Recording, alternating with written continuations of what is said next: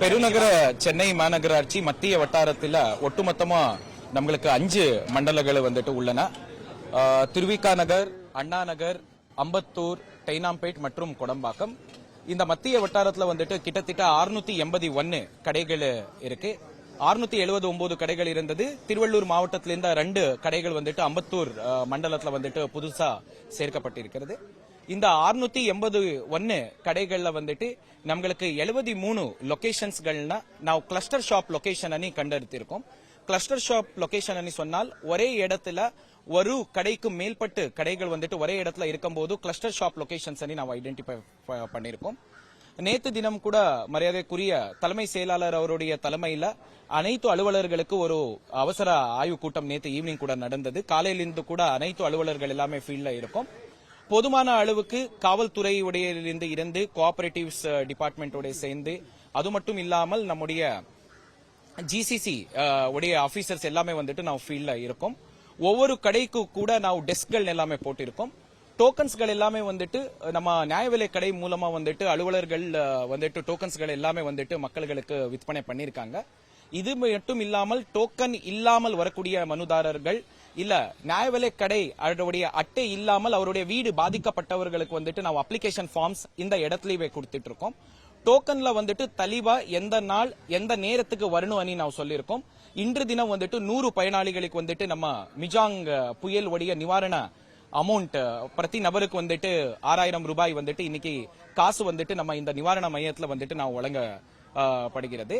நாளையிலிருந்து 150 நபர்களுக்கு நான் வழங்குறது ஒரு வேலை இருக்கு. இது மட்டும் இல்லாமல் போதுமான அளவுக்கு வந்துட்டு காவல்துறையிலிருந்து அரேஞ்ச்மெண்ட்ஸ்கள் எல்லாமே பண்ணிருக்கோம். ஒவ்வொரு கடைக்கு கூட 2 ஊழியர்கள்னா வந்து பெருநகர மாநகராட்சி சென்னையிலிருந்து நான் நியமனம் பண்ணிருக்கோம். அவர்கள் வந்துட்டு அப்ளிகேஷன் ஃபார்ம்ஸ் வழங்குறது, அப்ளிகேஷன் ஃபார்ம்ஸ் நான் கலெக்ட் பண்ணிட்டு மனுதாரருக்கு ஒரு அக்னாலேஜ்மெண்ட் ரசீது கொடுக்கிற வேலைகள் கூட நான் பண்ணிட்டு இருக்கோம். இது மட்டும் இல்லாமல் ஒவ்வொரு கடைக்கு கூட காவல்துறையிலிருந்து 2 காவலர்கள்னா வந்துட்டு பாதுகாப்பு சட்டமன்ற ஒழுங்கு பிரச்சனைக்காக வந்துட்டு அவர்கள் நியமனம் பண்ணிருக்காங்க.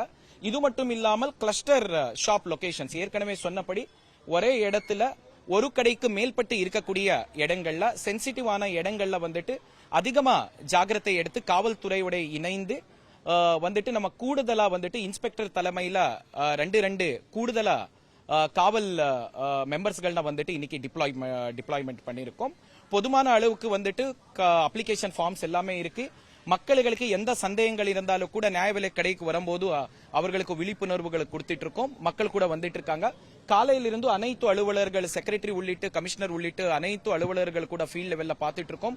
இப்போ வரைக்கும் வந்துட்டு ரொம்ப நல்லபடியா போயிட்டு இருக்கிறது. இப்போ கூட நான் தேனாம்பேட்ல 119 டிவிஷன்ல வந்துட்டு அவை சண்முகம் சாலை பக்கத்துல வந்துட்டு இந்த கடையில இருக்கும். காலையிலிருந்து மக்கள் வந்துட்டு அமைதியா வந்துட்டு லைன் பண்ணிட்டு டோக்கன்ஸ் வச்சுட்டு எடுத்துட்டு இருக்காங்க.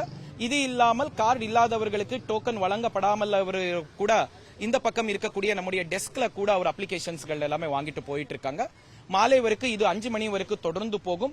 மக்களுக்கு எந்த சந்தேகங்கள் இருந்தாலும் கூட நம்ம இங்கே ஜிசிசில இருந்து ஊழியர்கள் இருக்காங்க, கோஆபரேட்டிவ் டிபார்ட்மெண்ட்ல இருந்து கூட ஆபீசர்ஸ் இருக்காங்க, அண்ட் நம்முடைய சிவில் சப்ளைஸ்ல இருந்து கூட அபிஷியல்ஸ் இருக்காங்க.